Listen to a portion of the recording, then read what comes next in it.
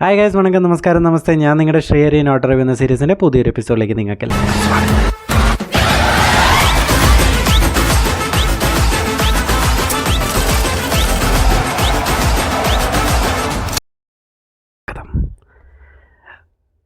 So ഇന്നത്തെ video actually ഒരു സിനിമയുടെ ഒപ്പീനിയനും അല്ല. ഇന്ന് നമ്മൾ പറയാൻ പോകുന്നത് സാധാരണ ഒരു വർഷം കഴിയുമ്പോൾ ഒരുവിധം എല്ലാ ചാനൽസിലും വരുന്നൊരു വീഡിയോ ആണല്ലോ. ലാസ്റ്റ് വർഷത്തെ 10 വിജയിച്ച സിനിമകൾ, നല്ല കണ്ടൻറ്റുള്ള സിനിമകൾ, പരാജയപ്പെട്ട സിനിമകൾ, ഹൈപ്പിൽ വന്ന് പരാജയപ്പെട്ട സിനിമകൾ, നല്ല സിനിമകൾ, മോശം സിനിമകൾ എന്നൊക്കെ പറഞ്ഞിട്ട് കുറേ കോൺസെപ്റ്റ്സ് വരും. അപ്പം ഞാൻ വിചാരിച്ചു, എന്തുകൊണ്ട് പരാജയപ്പെട്ട നല്ല കണ്ടൻറ്റുള്ള സിനിമകളെക്കുറിച്ച് സംസാരിക്കാമെന്ന്. സോ ഇന്നത്തെ വീഡിയോ നമ്മൾ അതിനെക്കുറിച്ചായിരിക്കും സംസാരിക്കാൻ പോകുന്നത്. ഞാൻ കണ്ട് എനിക്കിഷ്ടപ്പെട്ട എന്നാൽ ബോക്സ് ഓഫീസിൽ അത്ര വലിയൊരു വിജയം നേടാത്ത കുറച്ച് സിനിമകൾ. അതിൽ ഒന്നാമത്തെ സിനിമയാണ് റോന്ത്. ഇതെന്തുകൊണ്ട് ഞാൻ ആദ്യം പറയുന്നതെന്ന് വെച്ചാൽ, ഇനി ഞാൻ പറയാൻ പോകുന്ന സിനിമകൾക്കും ഈ സിനിമയുടെ ജോണറുമായിട്ട് ഒരു ബന്ധവുമില്ല, എൻറ്റയർലി ഓപ്പോസിറ്റാണ്. റോന്ത് എന്ന് പറയുന്ന സിനിമ ദിലീഷ് പോത്തൻ, റോഷൻ മാത്യു എന്നിവരാണ് പ്രധാന കഥാപാത്രങ്ങൾ അവതരിപ്പിച്ചിരിക്കുന്നത്. ഷാഹി കബീറാണ് ഡയറക്റ്റ് ചെയ്തിരിക്കുന്നത്. പുള്ളിയുടെ നായാട്ടെന്ന് പറയുന്ന സിനിമ ഒരുവിധം എല്ലാവരും കണ്ടിട്ടുണ്ടാകും. അതേ പാറ്റേൺ എന്ന് വേണമെങ്കിൽ പറയാവുന്ന, അല്ലെങ്കിൽ ലിറ്ററലി ആ യൂണിവേഴ്സിൽ നടക്കുന്നൊരു സിനിമയാണ് റോന്ത്. ഞാൻ തിയേറ്ററിൽ പോയി കണ്ട സിനിമയാണ്.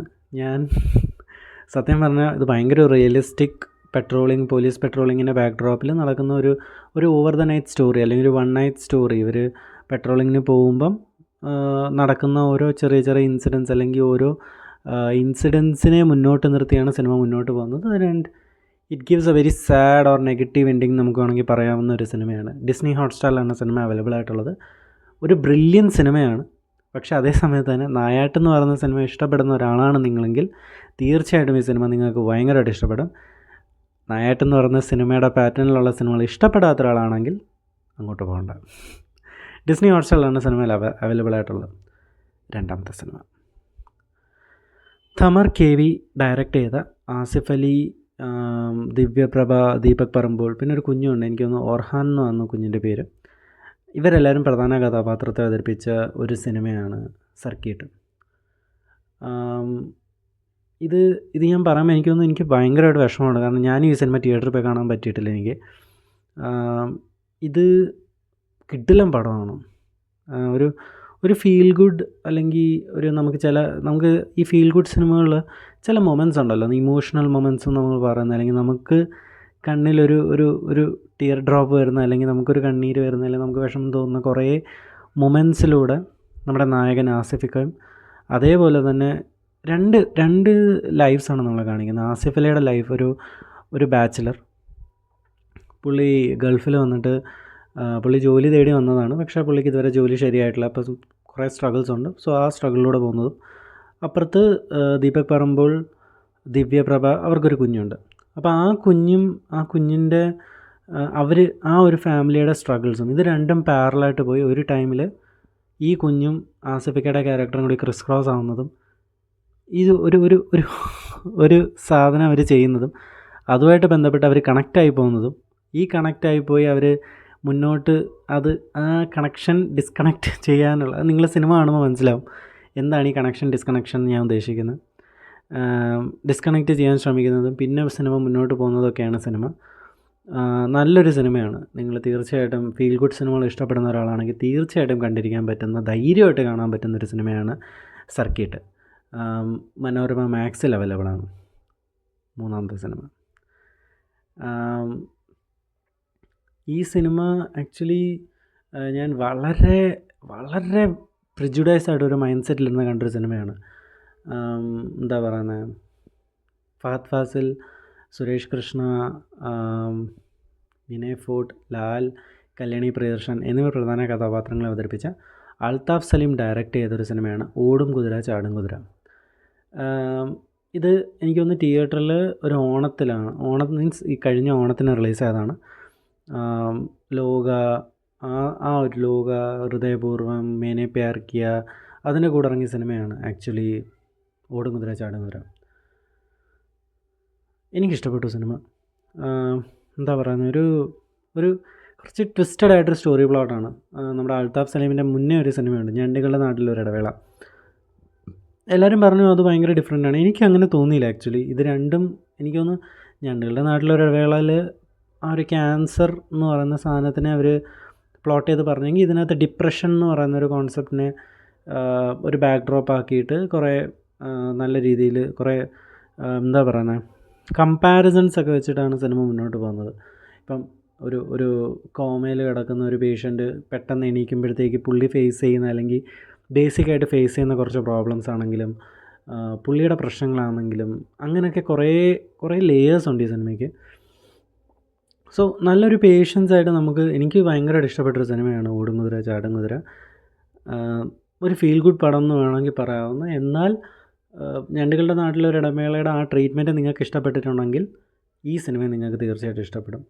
ഇതിനകത്ത് ലാലൊക്കെ ഒരു പരിപാടി ചെയ്തിട്ടുണ്ട്, എനിക്ക് കിഡിലായിട്ട് ഇഷ്ടപ്പെട്ടു ലാലിൻ്റെ പെർഫോമൻസസൊക്കെ. സോ അത്യാവശ്യം നല്ല രീതിയിൽ എൻജോയ് ചെയ്യാൻ പറ്റുന്ന ഒരു സിനിമയാണ്. അത്യാവശ്യമല്ല, നല്ല എൻജോയ്മെൻറ്റ് കിട്ടുന്നൊരു പടമാണ് ഓടുംകുതിര ചാടുംകുതിര. പക്ഷേ അത് ഞാൻ ആ സമയത്ത് കണ്ടൊരു സ്റ്റേറ്റ്മെൻറ്റാണ് ഈ സിനിമയെക്കുറിച്ച്, not every one's cup of tea. So finally it's you. കണ്ടു നോക്കുക. ഇഷ്ടപ്പെടാം, ഇഷ്ടപ്പെടാതിരിക്കാം. ഇടയ്ക്ക് പറഞ്ഞ പോലെ ചിലർക്ക് വർക്കാവും, ചിലർക്ക് വർക്കാവില്ല. എനിക്ക് നല്ലോണം വർക്കായി സിനിമ. അടുത്ത സിനിമ എന്ന് പറയുന്നത് മേ ബി ഒരു എന്താ പറയുക, സർപ്രൈസ് എൻട്രി ആണെന്ന് ഞാൻ പറയും. കാരണം മമ്മൂക്ക, സിദ്ദിഖ് ഇക്ക, ഗൂഗിൾ സുരേഷ് എന്നിവർ പ്രധാന കഥാപാത്രങ്ങൾ അവതരിപ്പിച്ച ഗൗതം വാസുദേവ് മേനോൻ ഡയറക്റ്റ് ചെയ്തൊരു സിനിമയുണ്ട്, Dominic and the ladies bus. എനിക്ക് തോന്നുന്നു ഗൗതം വാസുദേവ് മേനോൻ പുള്ളി ആദ്യമായിട്ട് മലയാളത്തിൽ ചെയ്യുന്ന സിനിമ, ക്രൈം കോമഡി, മമ്മൂട്ടി കമ്പനിയുടെ അടുത്ത പ്രൊഡക്ഷനിൽ വരുന്ന സിനിമ. എനിക്ക് തോന്നുന്നു മമ്മൂട്ടി കമ്പനി എടുത്തിരിക്കുന്ന കോൺസെപ്റ്റ്സ് ഒക്കെ ഭയങ്കര എൻറ്റയർലി നല്ല കിടിലൻ കോൺസെപ്റ്റ്സാണ്. ഇപ്പോൾ കാതലാണെങ്കിലും കണ്ണൂർ സ്ക്വാഡ് ആണെങ്കിലും ടർബോ എന്ന് പറയുന്ന സിനിമയാണെങ്കിലും എല്ലാം ചെയ്യുന്ന ഒരു വൺ ഓഫ് ദ പ്രൊഡക്ഷൻ കമ്പനിയാണ്. സോ അവരുടെ അടുത്ത ഗൗതം വാസുദേവ് മേനോൻ സിനിമ, അല്ലെങ്കിൽ അതിൽ മമ്മൂക്ക ഒരു ഡിറ്റക്റ്റീവായിട്ട് ഒരു ക്രൈം മിസ്റ്ററി ത്രില്ലറാണെന്നൊക്കെ നമുക്ക് ഭയങ്കരമായിട്ട് വന്ന സമയത്ത് ഇത് ഭയങ്കര ഹൈപ്ഡ് ആയിരുന്ന ഒരു സിനിമയാണ്. ആ ഹൈപ്പ് കൊണ്ടാണോ അതോ വേറെ എന്തെങ്കിലും ഒരു കണ്ടൻറ്റ്? കാരണം ഞാൻ ഈ സിനിമ OTT കണ്ടത്. OTT ആക്ച്വലി നേരത്തെ പറഞ്ഞ സിനിമ, നേരത്തെ നമ്മൾ പറഞ്ഞ ഓടുംകുതിര ചാടുംകുതിര നെറ്റ്ഫ്ലിക്സിൽ അവൈലബിൾ ആണ്, നിങ്ങൾക്ക് ഇൻ കേസ് ഇൻട്രസ്റ്റ് ഉണ്ടെങ്കിൽ കാണാം. So coming back to Dominic and the ladies bus. എനിക്ക് അത്യാവശ്യം നല്ല രീതിക്ക് വർക്കായ ഒരു സിനിമയാണ്. ഞാൻ OTT കണ്ടത് സിനിമ. ZEE5 സിനിമ അവൈലബിൾ ആയിട്ടുള്ളത്. ഒരു പേഴ്സ്, പുള്ളി എന്താ പറയുന്നത്, ഡൊമിനിക് ആക്ച്വലി ഒരു പോലീസ് ഓഫീസറായിരുന്നു പുള്ളി ഒരു പോയിന്റിൽ എന്താ പറയുന്നത്, പുള്ളിയെ സസ്പെൻഡ് ചെയ്യും. പുള്ളി പോലീസ് സർവീസിൽ നിന്ന് പുറത്ത് വന്നിട്ട് പുള്ളി ഒരു ഡിറ്റക്റ്റീവ് ഏജൻസി തുടങ്ങിയിരിക്കുകയാണ്. ഒരു സ്ട്രഗ്ലിംഗ് ഡിറ്റക്റ്റീവ് എന്ന് വേണമെങ്കിൽ പറയാവുന്ന ഒരു സാധനമാണ്. ആ പുള്ളിക്ക് ഒരു കേസ് വരുന്നു, ഒരു ലേഡീസ് പേഴ്സ് ആ ഓണറിന് എത്തിച്ചു കൊടുക്കുക. പക്ഷേ ആ ഓണറിനെ തേടി പോകുന്നതിൻ്റെ വഴിക്ക് ആ ലേഡീസ് പേഴ്സിൽ നിന്ന് ഒരു മിസ്സിങ് കേസും, ആ മിസ്സിങ് കേസ് മാറി ഒരു മർഡർ കേസുമായി. എന്താണ് ഇതിലെ മിസ്റ്ററി എന്ന് റിവീൽ ചെയ്യുന്നിടത്താണ് സിനിമ അവസാനിക്കുന്നത്. കുറേ വർഷങ്ങൾക്ക് മുന്നേ എനിക്ക് തോന്നുന്നു 2018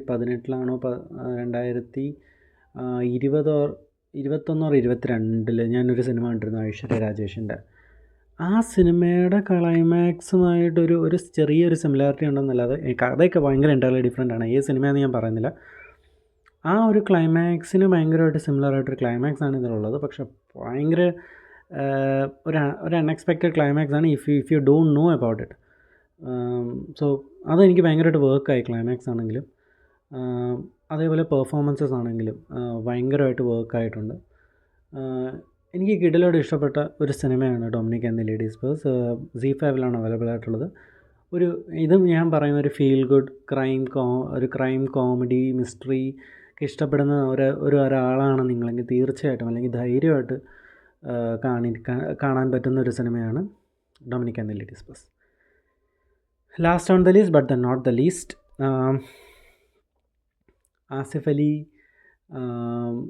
ആസിഫ് അലി, അസീസ് നെടുമങ്ങാട്, ജഗദീഷ് ഏട്ടൻ എന്നിവർ പ്രധാന കഥാപാത്രങ്ങൾ അവതരിപ്പിക്കുന്ന ആഭ്യന്തര കുറ്റവാളി. ഈ സിനിമ ZEE5ലാണ് അവൈലബിൾ ആയിട്ടുള്ളത്. ഇത് ഞാൻ കുറേ നിയമക്കുരുക്കൊക്കെ കഴിഞ്ഞിട്ട് ഇത് അവസാനം തിയേറ്ററിൽ എനിക്കൊന്ന് ഒരു മാസം അനൗൺസ്ഡ് ഡേറ്റിനേക്കാൾ ഒരു മാസം കഴിഞ്ഞ് 1.5 മാസം കഴിഞ്ഞിട്ടാണ് തിയേറ്ററിൽ എത്തുന്നത്. ഒരു യുവാവ് അവൻ ഒരു കല്യാണം കഴിക്കുന്നു. ആ കല്യാണം കഴിച്ചിട്ട് ഒരു മാസത്തിനുള്ളിൽ, അല്ലെങ്കിൽ എനിക്കൊന്ന് 10 ദിവസം അല്ലെങ്കിൽ ഒരു മാസത്തിനുള്ളിൽ ഡൈവേഴ്സ് ആവുന്നു. ഒരു മെന്നിൻ്റെ പേഴ്സ്പെക്റ്റീവിൽ ഈ കഥ പറയുന്നു. അതാണ് സിനിമ. നമ്മൾ എപ്പോഴും ഡൈവേഴ്സ് അല്ലെങ്കിൽ ഡൊമസ്റ്റിക് വയലൻസ് കേസുകൾ വരുന്ന സമയത്ത് പൊതുവേ നമ്മൾ പറയും അവൻ്റെ ഈ കുഴപ്പം കാണും, അവനായിരിക്കും കുഴപ്പക്കാരൻ എന്ന് നമ്മൾ ഓട്ടോമാറ്റിക്കലി ചില സമയത്ത് പറയാറുണ്ടായിരുന്നു. ഈ ഒരു സിനിമ എന്ന് പറയുന്നത് അത് വേറൊരു മെന്നിൻ്റെ പേഴ്സ്പെക്റ്റീവിലൂടെ സിനിമ പോകുന്നു. അതിനകത്തൊരു ഡയലോഗുണ്ട്. ആസിഫ് അലി പറയുന്നൊരു മോണലോഗിലുണ്ട്. രാമായണത്തിൽ സീതയെക്കുറിച്ച് പറയുമ്പോൾ തന്നെ അതിൻ്റെ കൂടെ ശൂർപ്പണഖമാരുമുണ്ട്.